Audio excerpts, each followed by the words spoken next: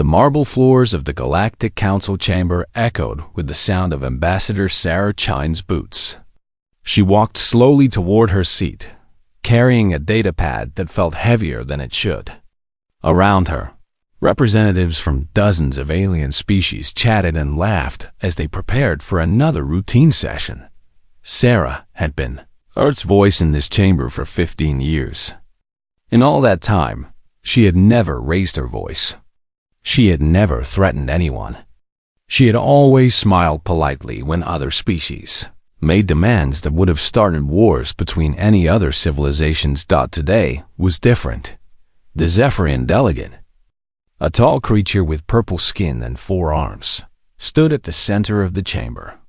His voice boomed across the room as he spoke about the new proposal.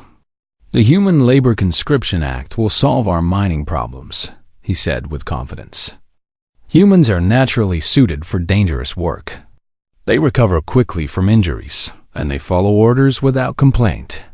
Other delegates nodded in agreement. The reptilian Vorthan representative hissed his approval. The insect-like Kratari clicked their mandibles in what passed for applause among their species. Even the peaceful-looking Centaurian delegates, with their flowing robes and calm expressions, seemed to support the proposal. Sarah listened to every word. The proposal was simple in its cruelty. Human colonies would be required to send workers to the most dangerous mining operations in the galaxy. Radioactive asteroids, unstable gas giants, black hole mining stations where the gravity could crush a person in seconds. The mortality rate would be enormous, but that was not what made Sarah's hand shake as she gripped her datapad. 3 days ago, she had received reports from human colonies across the galaxy.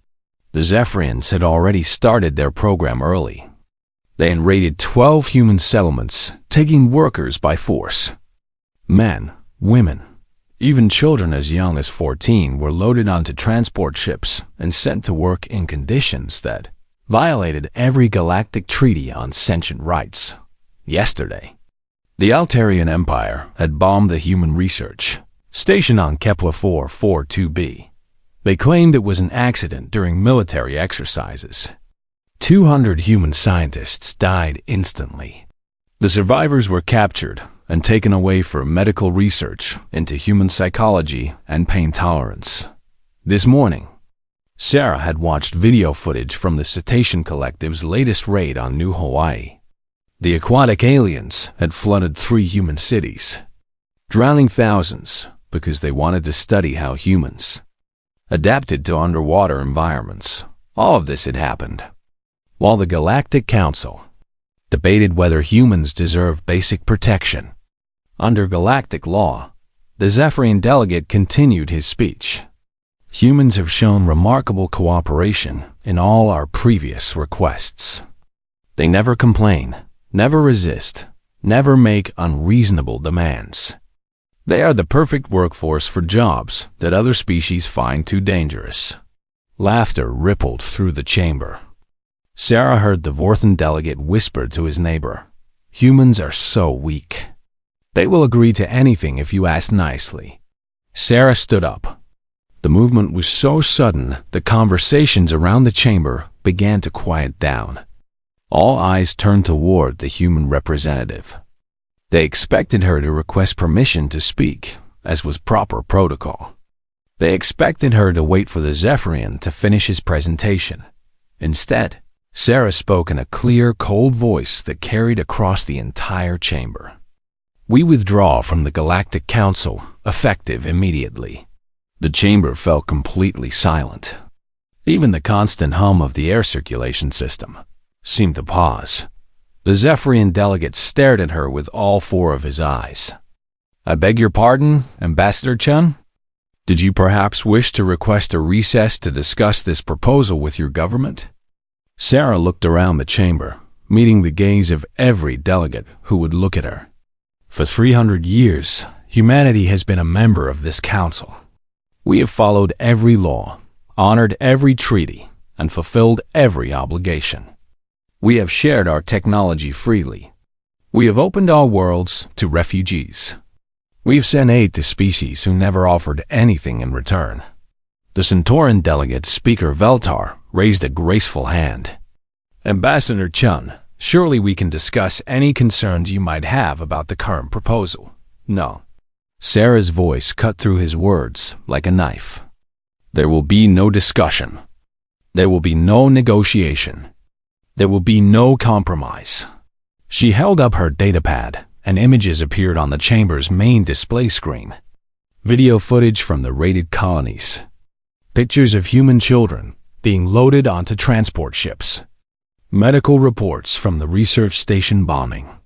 Bodies floating in the flooded cities of New Hawaii. This is what you call cooperation, Sarah said. This is what you call reasonable requests. This is what happens when humans try to be kind. The delegates shifted uncomfortably in their seats. Some of them had never seen actual evidence of what their governments were doing to human colonies. Others knew perfectly well and simply did not care. The Vorthan delegate hissed in irritation. Surely some unfortunate incidents should not affect our long-standing relationships. Unfortunate incidents? Sarah's voice remained perfectly calm, but something in her tone made several delegates lean away from her. 12 colonies raided for slaves. 200 scientists murdered. 3 cities destroyed. 40,000 human civilians dead or missing in the past week alone. She paused and looked directly at the Zephyrian delegate. You call us weak because we never fought back. You call us cooperative because we never said no. You mistake our kindness for stupidity. Sarah walked to the center of the chamber, where only the most senior delegates were allowed to speak. No one tried to stop her. Today, that changes, she said. Humanity withdraws from all galactic treaties. We recall all our ambassadors. We close our borders to all alien traffic. And we issue this warning to every species represented in this chamber. She turned slowly, making sure every delegate could see her face clearly. Any ship that enters human space will be destroyed. Any species that attacks human colonies will face total war. Any government that harms human civilians will be eliminated. The chamber erupted in shocked murmurs and angry protests. The Zephyrian delegate stepped forward, his forearms spread wide in a gesture of disbelief. Ambassador Chun, you cannot be serious. Humans do not fight wars. You have no military worth speaking of. Your ships are designed for research and trade, not combat. You cannot threaten the entire galaxy. Sarah smiled for the first time since entering the chamber. It was not a friendly smile. You never wondered why humans were so peaceful, she said. You never asked why a species that conquered its own world in just a few thousand years would suddenly become so gentle. You assumed we were weak. She began walking toward the chamber's exit. You were wrong. The chamber doors sealed behind her with a sound like thunder. Dr. Marcus Webb stood in the main control room of Luna Base 7, watching numbers change on dozens of screens. Around him, technicians worked at computer terminals, their fingers flying over keyboards as they sent commands across the solar system. The room hummed with activity, but Webb himself remained perfectly still. He had been waiting for this day for 30 years. Status. Report, he said calmly. All civilian ships have been recalled to safe harbors, reported Commander Lisa Park from her station. Merchant vessels are returning to Earth orbit as ordered. Colony transport ships are being refitted at Mars Station. What about the deep space research vessels? Already in position, sir. They were never really research vessels anyway. Webb nodded. That was true. For decades, human ships had traveled throughout the galaxy under peaceful designations. Scientific research vessels, medical supply transports, agricultural support ships, mining equipment carriers. The aliens had seen exactly what humans wanted them to see. They had never looked closely enough to notice the hidden weapon bays. They had never wondered why human research ships carried such powerful reactors. They had never questioned why human medical ships had armor plating that could stop military-grade plasma cannons.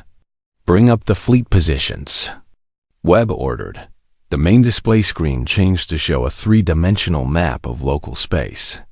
Hundreds of green dots appeared, each representing a human vessel. They formed a perfect defensive grid around Earth and the other human colonies. But defense was not what Webb had in mind. "Computer, begin Operation Sleeping Giant," he said. Across the solar system, machines that had been disguised as peaceful equipment began to transform. Mining ships revealed hidden missile batteries. Research stations unfolded plasma cannon arrays. Even the space elevators connecting Earth to its orbital platforms were equipped with defensive systems that could destroy capital ships.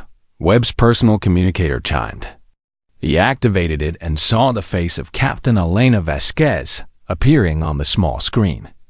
"Dr. Webb, the Mercy is ready for departure," she reported. Webb almost smiled at the irony. The USS Mercy had been Earth's most famous hospital ship for 20 years. It had carried medical supplies to plague-stricken worlds. It had rescued survivors from natural disasters. It had been a symbol of human compassion throughout the galaxy. What the aliens did not know was that the Mercy carried the most advanced weapons ever built by human hands. Weapons that could bend space and time. Weapons that could make entire fleets disappear without a trace. The medical equipment was real, but it shared space with devices that could end civilizations. "How long until you reach the Zephyrian border?" Webb asked. 6 hours, sir." "Good. Remember, Captain, we are not monsters. Disable their ships when possible. Capture their crews alive. We want prisoners, not corpses." "Understood, sir." Webb closed the communication and turned back to the main display. The green dots representing human ships were beginning to move. Slowly at first, then faster as they built momentum. They spread out from the solar system like ripples in a pond, heading toward every corner of known space. At his workstation, Commander Park was coordinating with human colonies throughout the galaxy. "Sir, we're receiving reports from all sectors. The aliens are confused but not yet alarmed. They think our ship movements are just normal defensive preparations." "Let them think that," Webb replied. "How long before they realize what we're really doing?" "Intelligence estimates 2 to 3 days before they understand the scope of our operations." Webb nodded. That would be enough time.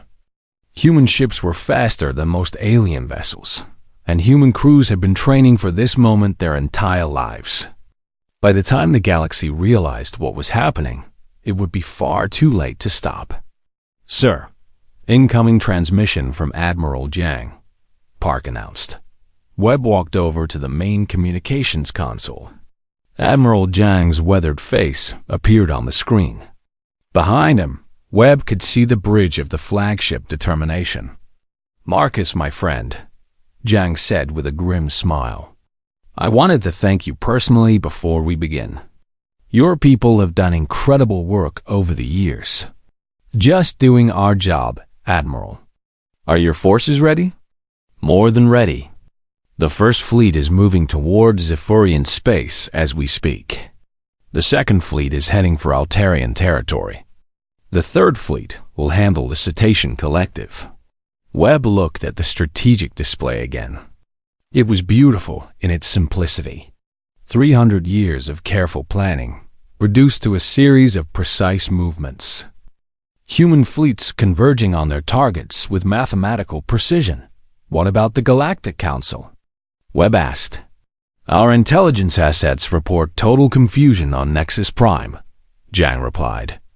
"They're calling emergency sessions, but they can't agree on how to respond. Half of them still don't believe humans are capable of military action. They will learn. Yes, they will." The Admiral's image disappeared, leaving Webb alone with his thoughts. He walked to the observation window and looked out at the Earth below. The planet looked peaceful from this distance. blue oceans, white clouds, green and brown continents.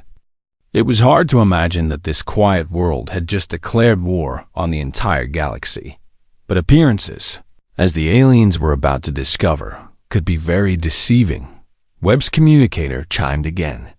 This time, it was a voice-only message from Lieutenant Colonel Sarah Kim, commanding the human garrison on Proxima Station. Dr. Webb, we've just detected a Zephyrian patrol squadron entering human space. 3 heavy cruisers heading directly for Earth. Webb felt a cold satisfaction settle in his chest. Perfect. They're testing our resolve. Should we hail them and demand they leave human territory? No, Colonel. Let Captain Vasquez handle them. Consider this our first demonstration. Minutes passed in silence. Webb watched the tactical display as green dots representing human ships moved to intercept the approaching Zephyrian squadron. The alien ships were massive, each one carrying enough firepower to destroy a small moon. Under normal circumstances, they would be unstoppable. But these were not normal circumstances. Contact, came the report from Captain Vasquez. 3 Zephyrian heavy cruisers, armed and approaching at combat speed. Weapons free, Captain. Show them what human kindness really looks like. What happened next lasted exactly 4 minutes and 37 seconds. The Zephyrian cruisers, confident in their superior size and armor, opened fire first. Their plasma cannons lit up space with brilliant flashes of energy. The attacks passed harmlessly through empty space. The human ships were no longer where the sensors said they should be. Then the Mercy responded. It fired a single weapon, something the humans called a reality anchor. Space around the Zephyrian ships began to twist and fold. Their engines stopped working. Their weapons powered down. Their life support systems switched to emergency backup. In less than 5 minutes. 3 of the most powerful warships in the Zephyrian fleet were floating helplessly in space. Their crews alive but completely helpless. Mission accomplished, Captain Vasquez reported. 3 enemy vessels disabled and ready for boarding. No casualties on either side. Webb smiled. It was beginning. Admiral Zhang stood on the bridge of the UHS Determination, watching the largest space battle in galactic history unfold before him. Through the reinforced viewports, he could see the Altarian Grand Armada spread across thousands of kilometers of space. 5,000 ships, from massive dreadnoughts to swift attack fighters, all bearing down on the human defensive line. It should have been a slaughter. The Altarian Empire had been building warships for over 2,000 years.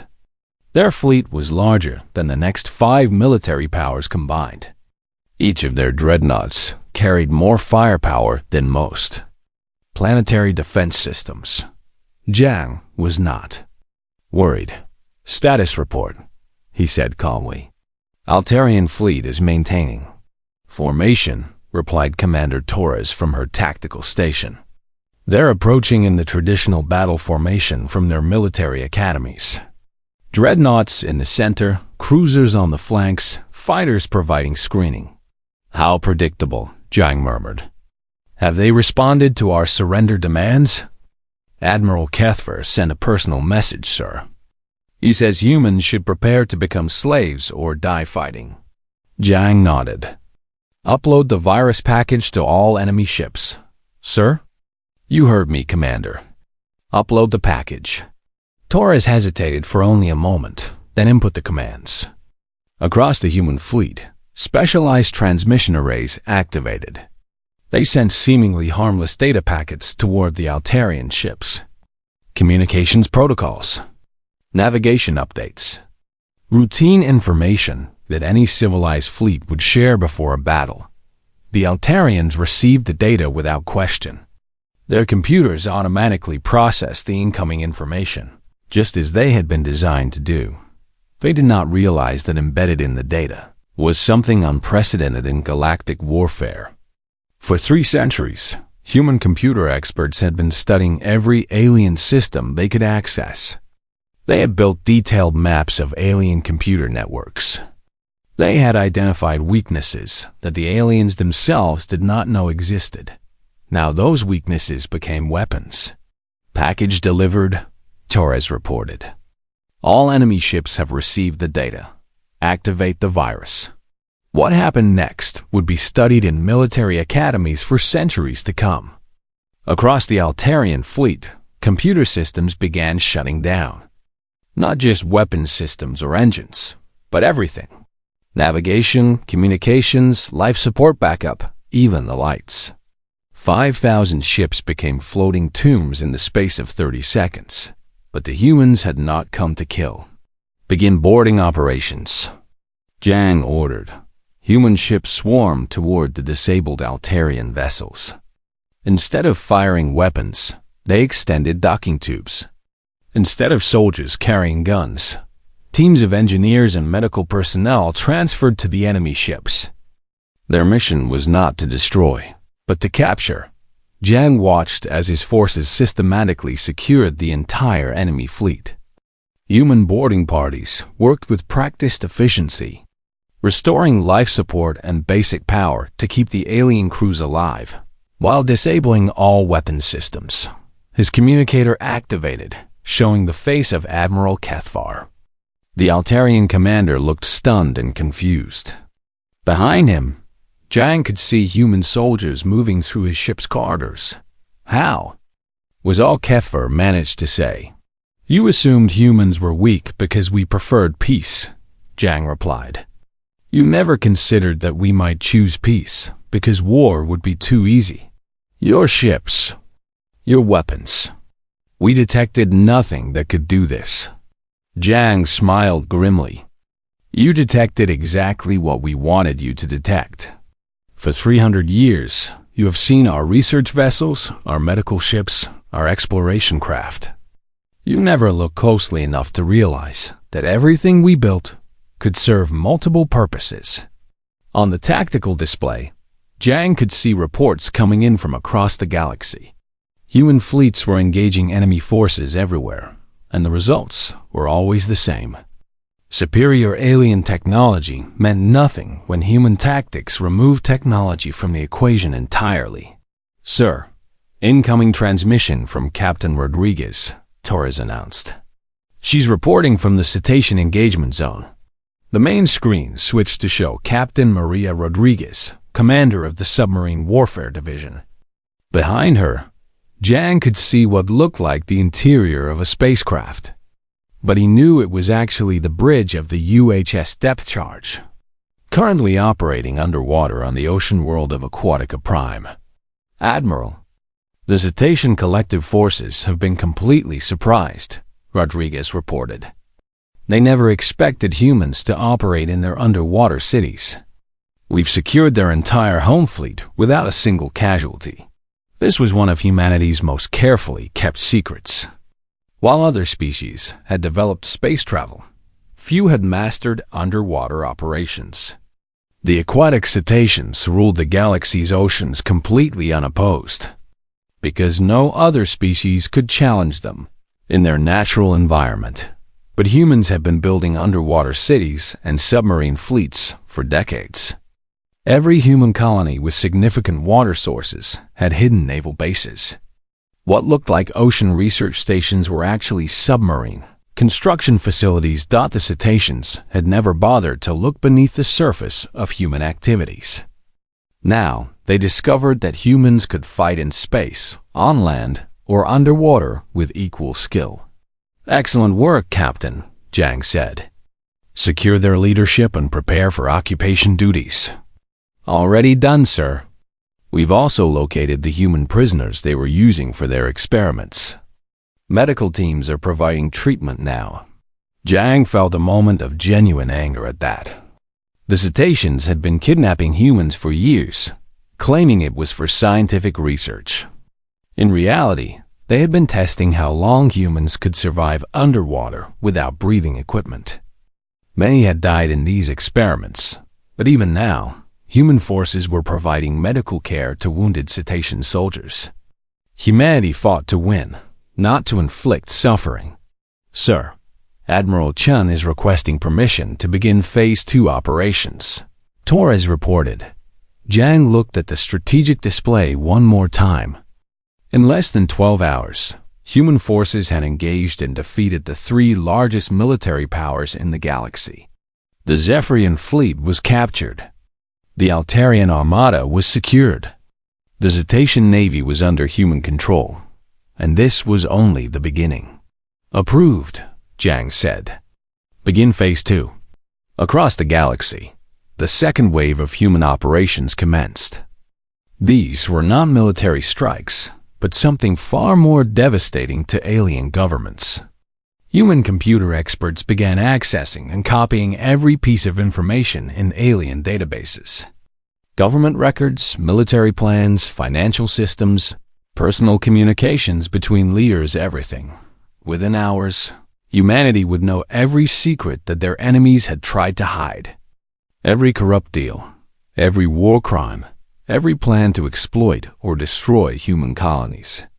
The information would be used not just for military purposes, but for something the aliens feared far more. Justice. Admiral Kethvar, still staring at Jiang from his own captured bridge, seemed to understand what was happening. You planned this, he said quietly. All of it. For hundreds of years. We hoped it would never be necessary, Jiang replied. We preferred to be friends. We wanted to build a galaxy where all species could live in peace. But you were ready. We were ready. Jiang ended the transmission and turned to look out at the stars. Somewhere out there, alien governments were beginning to realize that the galaxy had changed forever. The old order, where the strong preyed on the weak, was ending. A new age was about to begin. Commander Liu Wei watched through the viewport of the USS Liberation as her ship approached the mining platform orbiting Kepler 438b. The massive structure looked like a metal spider wrapped around the small planet, its mechanical arms reaching down to tear chunks of valuable ore from the surface. For the past 5 years, this platform had been operated by human slaves, workers stolen from colonies throughout human space, forced to extract radioactive materials in conditions that killed most of them within months. The aliens who ran the operation considered humans expendable. Today, that was going to change. Status report, Liu said. Platform is heavily defended, replied Lieutenant Park from the tactical station. 12 heavy weapon platforms, 40 fighter craft, and approximately 2,000 alien personnel. They also have about 800 human prisoners working in the mining sections. Liu studied the tactical display. Under normal circumstances, attacking such a well-defended position would require a massive fleet and result in enormous casualties. The weapon platforms alone could destroy most ships before they got close enough to fight back. But Liu was not planning a normal attack. Begin mining protocol, she ordered. Around the Liberation, 6 other human ships moved into position. They looked like standard mining vessels, the kind that had operated peacefully throughout the galaxy for centuries. Massive cargo holds, industrial equipment, heavy-duty shields designed to protect against asteroid impacts. What the aliens defending the platform did not know was that human mining equipment had always been designed for dual purposes. The same machines that could crack asteroids could also crack planets. The shields that protected against space debris could also deflect military-grade weapons.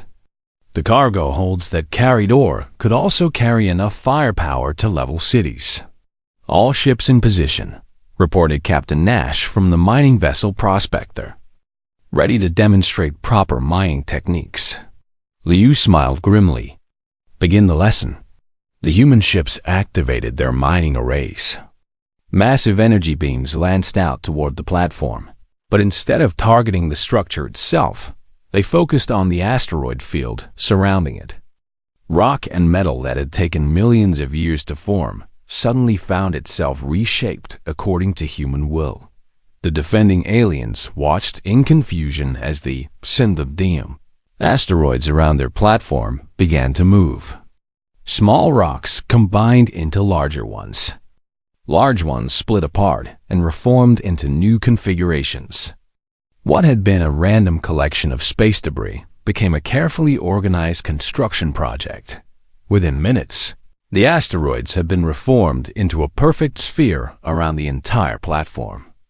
The aliens found themselves trapped inside a hollow metal bowl with walls several kilometers thick.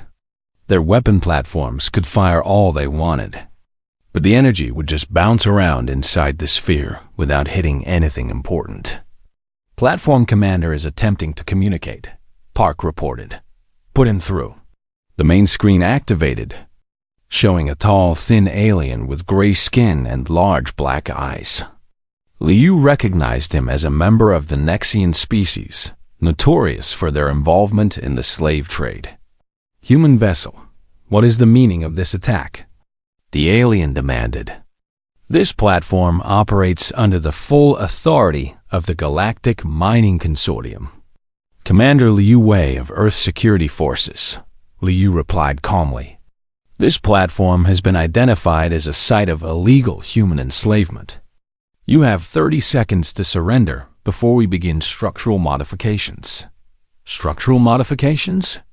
The alien looked confused. What are you talking about? You cannot threaten a legally authorized mining operation. Liu gestured to Lieutenant Park, who activated the external mining arrays again. This time, the beams focused on the platform itself. But instead of destroying it, they began to carefully disassemble specific sections. The alien commander watched in horror as his weapon platforms were methodically taken apart, piece by piece. The same precision that humans use to extract valuable minerals from asteroids was now being applied to military hardware. Within minutes, every defensive system on the platform had been reduced to component parts and sorted into neat piles. How? How is this possible? The commander whispered. You never wondered why humans were so good at mining, Liu said. You thought it was just natural talent. You never realized that we have been studying the internal structure of everything we encountered. Every asteroid we mined taught us more about how matter is put together. Every piece of alien technology we examined showed us new ways to take things apart. She paused, watching as her crews continued their work. We know exactly how your platform is constructed because we have been mining similar structures for decades. We know which supports are load-bearing and which are decorative. We know where your power systems are located and how to disable them without causing explosions. The alien commander was beginning to understand. You have been preparing for this. We have been preparing to help, Liu corrected. Mining platforms like this one were supposed to be joint operations. Humans providing labor, aliens providing technology, everyone sharing the profits. Instead, you turned us into slaves. On the tactical display, Liu could see that her teams had successfully secured all sections of the platform. Human prisoners were being evacuated to medical ships for treatment. Alien personnel were being detained for questioning about their involvement in the slave trade. But this was only one platform among hundreds. Throughout the galaxy, similar operations were taking place as human forces liberated their people from decades of exploitation. Liu's communicator chimed. Commander, this is Admiral Zhang. Status report. Platform secured, sir. All human prisoners have been evacuated. We're beginning documentation of conditions for the War Crimes Tribunal. Excellent. How are our people?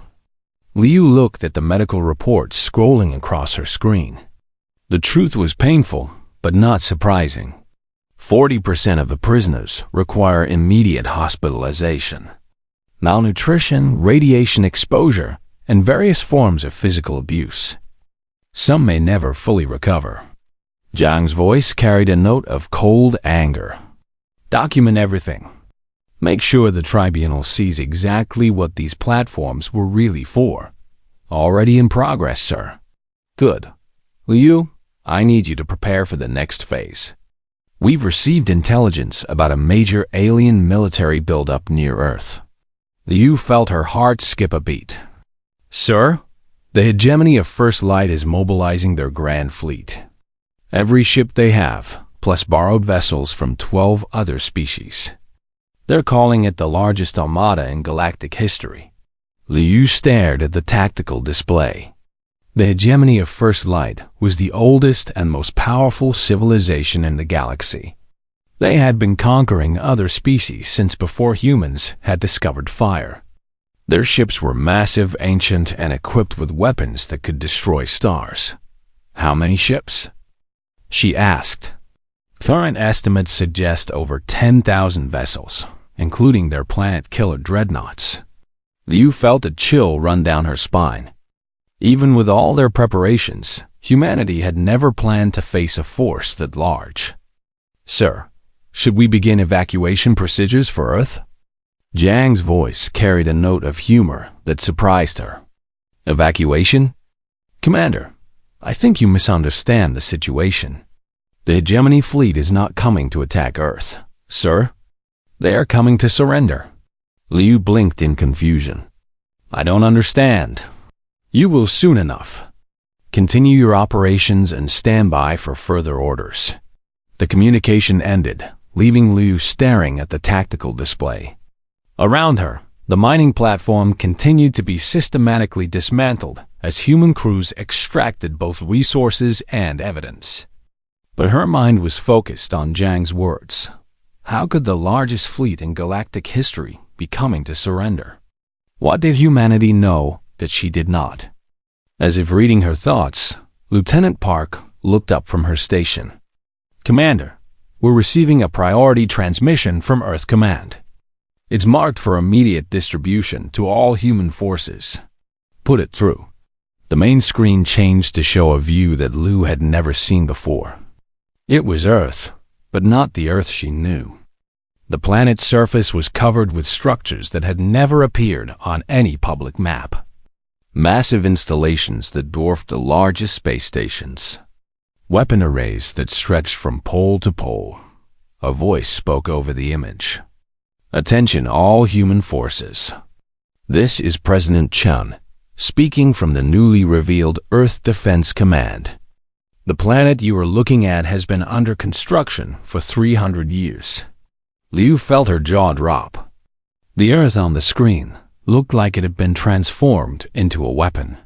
Every mountain, every ocean, every continent has been modified to serve as part of our planetary defense system. The aliens who seek to destroy us will discover that they are not attacking a world. The view pulled back to show Earth's orbital space, which was filled with installations that Liu had never known existed. They are attacking the largest fortress ever constructed by any species in galactic history. Liu understood now why Admiral Zhang had not seemed worried about the incoming fleet. Earth had not been defenseless for centuries. It had been waiting. President Elena Kozlov stood at the window of her office in the newly constructed World Government Building, looking out at the transformed landscape of Geneva. Where once there had been simple government offices, now there were the headquarters of a galactic empire. Not an empire built on conquest, but one created by necessity. 6 months had passed since the hegemony of First Light had arrived at Earth with the largest fleet in galactic history. 6 months since that fleet had surrendered without firing a single shot. Elena still remembered watching the alien armada approach Earth's solar system. 10,000 ships, including planet-killing dreadnoughts that were older than human civilization. The combined military might of half the galaxy, all focused on destroying humanity's home world. They had arrived expecting to find a peaceful planet defended by a few research vessels and mining ships. Instead, they discovered that Earth itself had become a weapon. The planetary defense systems that humans had been building for 3 centuries activated all at once. Energy shields that could stop supernova-level attacks. Weapon arrays that could reach across entire solar systems. gravity manipulators that could move stars out of their orbits. The approaching alien fleet found itself outgunned by a single planet, but more than that, they found themselves completely surrounded. Human ships appeared from hidden bases throughout the galaxy, cutting off all escape routes. The aliens realized they had walked into a trap 300 years in the making. The surrender had been swift and complete. Now Elena prepared for the most important speech of her life. In 1 hour, she would address the new Galactic Assembly, where representatives from every known species had gathered to hear humanity's terms for peace. Her assistant knocked on the door. "Madam President, they're ready for you." Elena nodded and walked toward the assembly hall. The corridors were filled with alien delegates, many of whom still seemed stunned by the rapid change in galactic power. Species that had ruled for thousands of years now waited nervously to learn their fate under human leadership. The assembly hall itself was enormous, designed to accommodate representatives from hundreds of different species. As Elena walked to the central podium, she could see delegates from every corner of the galaxy. Some had come willingly, eager to make peace with humanity. Others had been brought as prisoners, facing trial for crimes against human civilians. Elena reached the podium and looked out at the assembled delegates. The hall fell completely silent. 6 months ago, she began, humanity was considered the weakest species in galactic civilization. We were exploited, enslaved, and murdered by governments that viewed us as useful animals rather than people. She paused, letting her words sink in. Today, those same governments sit before me. Asking for mercy they never showed to us. Murmurs of discomfort rippled through the hall. Elena raised her hand for silence. Some of you expected us to respond to centuries of abuse with massacre and revenge. You expected us to become the monsters you always claimed we were. You were wrong. Elena gestured to the screens around the hall, which began displaying images from across the galaxy. Former slave camps that had been converted into hospitals. Mining platforms that now served as research stations. Military bases that had been transformed into schools. Humanity chooses a different path. We will not rule through fear. We will not govern through oppression. We will not build our civilization on the suffering of others. She looked directly at Admiral Kethver, the former Altarian commander who was now awaiting trial for war crimes. But we will not tolerate the abuse of innocent people ever again. Elena activated a control panel, and the main display showed a detailed map of the galaxy. Green zones marked areas under direct human control. Blue zones showed regions governed by species that had agreed to new treaties based on equality and justice. Red zones indicated territories where former governments were being restructured. The new galactic order will be based on simple principles, Elena continued. No species will be enslaved by another. No government will have the right to commit genocide. No military force will be permitted to attack civilian populations. The Zephyrian delegate, one of the few who had publicly supported human rights in the past, raised his hand. Elena nodded for him to speak. President Kozlov, how will these principles be enforced? What prevents the old powers from simply ignoring the new rules once human attention is focused elsewhere? Elena smiled. An excellent question. The answer lies in something we call the Guardian Network. The display changed to show a three-dimensional map of space. Thousands of points of light appeared, scattered throughout the galaxy. For the past 300 years, humans have been building hidden installations in every star system we visited. Automated defense platforms, sensor networks, and response fleets that can be activated at a moment's notice. Elena paused to let the implications sink in. Every inhabited world in the galaxy is now under constant protection. Any species that attempts to attack another will face immediate response from the Guardian Network. Any government that tries to enslave its people will find their military forces disabled within hours. The hall erupted in shocked murmurs. Many delegates seemed unable to believe what they were hearing. "You have been watching us," Elena continued, "but we have also been watching you. We know which species have honored their treaties and which have violated them. We know which governments protect their people and which exploit them. This knowledge will guide our decisions about the future." Elena gestured to a section of the hall where several alien leaders sat in restraints. These were the architects of the most brutal policies against humanity. "Some of you will face justice for your crimes. The evidence against you is overwhelming, and the penalties will be severe. But even for you, there is hope for redemption.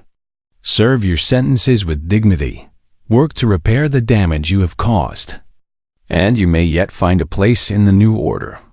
She turned to address the rest of the assembly.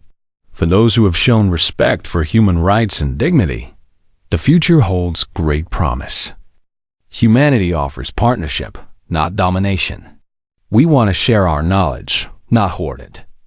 We seek to build a galaxy where every species can thrive." Elena paused and looked around the hall once more. "But make no mistake, the days of the strong preying on the weak are over. The old empires that built their power on slavery and conquest are finished. The new galaxy will be governed by justice, not by force." She stepped back from the podium. "This assembly is hereby adjourned. Individual species representatives will meet with human officials over the coming days to discuss the specific terms of integration into the new order.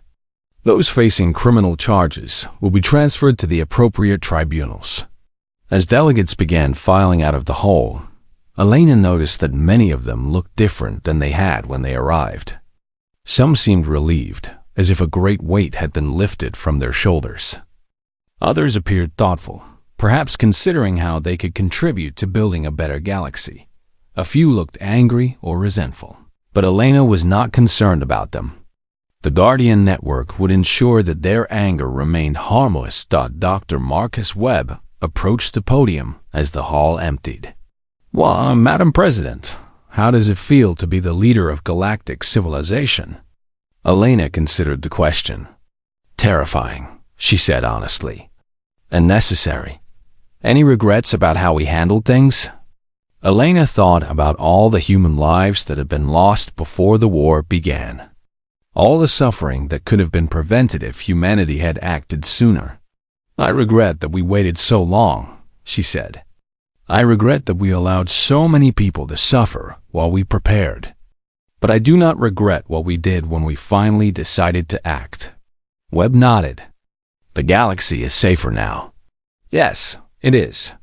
And it will remain safe as long as humans remember the lesson we learned." "What lesson is that?" Elena looked out the window at the busy streets of Geneva, where humans and aliens now work together on projects that would benefit everyone. Kindness is a gift, not a weakness. But gifts can be withdrawn if they are not appreciated. In the months and years that followed, the galaxy would learn to live under humanity's gentle but firm guidance. Wars became rare. Slavery disappeared. Species that had hated each other for millennia learned to work together on common goals. Some called it the human peace. Others referred to it as the age of justice. Elena preferred to think of it as the time when the galaxy finally grew up